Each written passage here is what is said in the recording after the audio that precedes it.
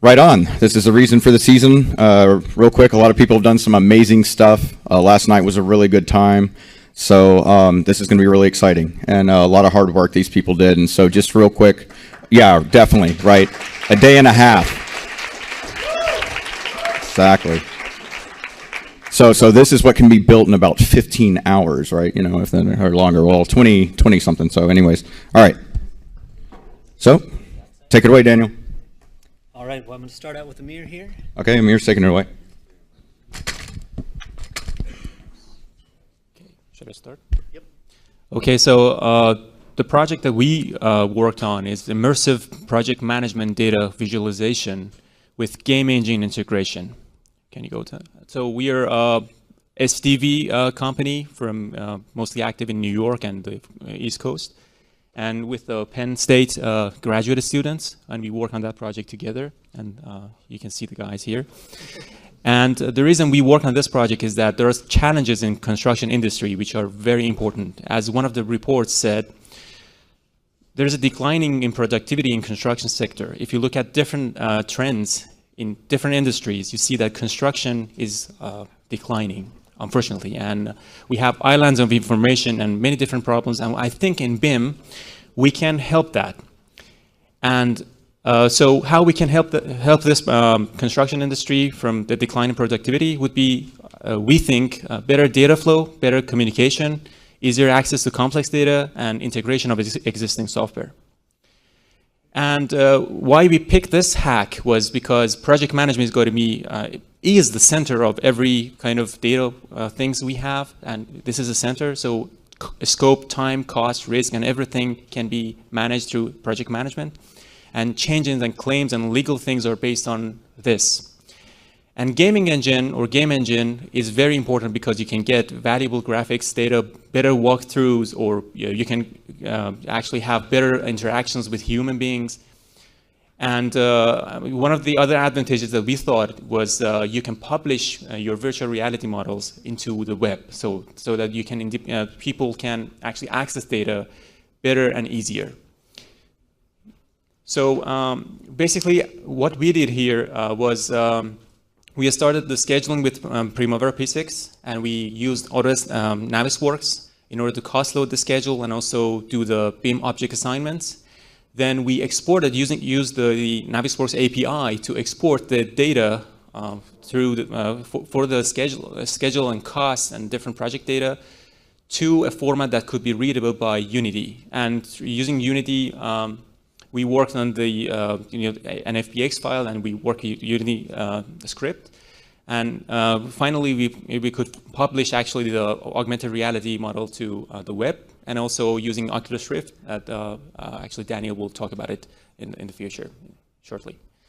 And these are some screenshots from the Navisworks and also the schedule. And I will let Daniel talk about the Unity and virtual reality parts. All right, and so for the virtual reality part, let's go ahead and just load that up really quick. If you could actually go ahead and hold that for me. Yeah. So the basics of it are, of course, simple. You have your headset. You can start wandering around, walking around. You'll excuse the fact that, ooh, no, actually this is working better than it was a few minutes ago. So if you'll excuse me 1 second while I go to our project site.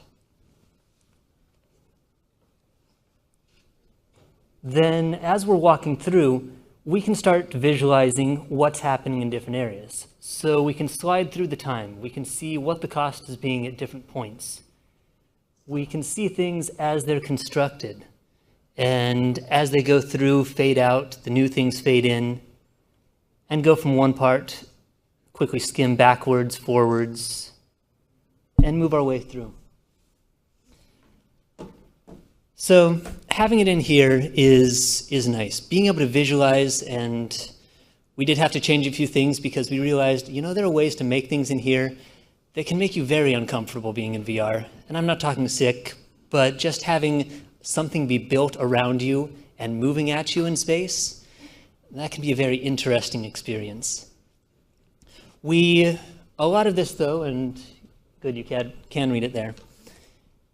is just being able to get all of the data into a format that's easily transferable, easily understandable. Any person could put this on and really visualize what's happening in this space. By having it in Unity as well, this also means if we want to put it onto a website and say, go log on here and walk around the site, it's done. As he also mentioned, Android or iOS. If we want to take this, pop it into augmented reality, sadly we're about 5 minutes away from having that app actually running, so have to apologize for that part, but the same sort of thing. Click of a button, it goes out, and you have it in another format. All of these ways, because of the fact that we have this hack that pushes the data from Primavera, from Navisworks, and into Unity. Switching out of here and going back into, so yes, there, some of the overview of what that building is from the top down, and then some of what you've just seen. So if you go to the next slide. So there are some future work that can be done with this.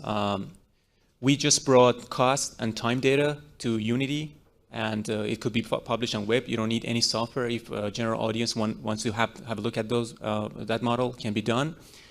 And there are a lot of things in cloud-based project management that we can connect a Unity model to web services and databases, and then we can have real-time multi-user timeline simulation, and also visualizing more project management data basically in Unity model. Yep, these are the future works that can be done. And that is our hack. Are there any questions? Next slide. Okay, actually, for any questions, there aren't going to be any. So, Steve, hand down. All right. Thank you for the first round. Great slides.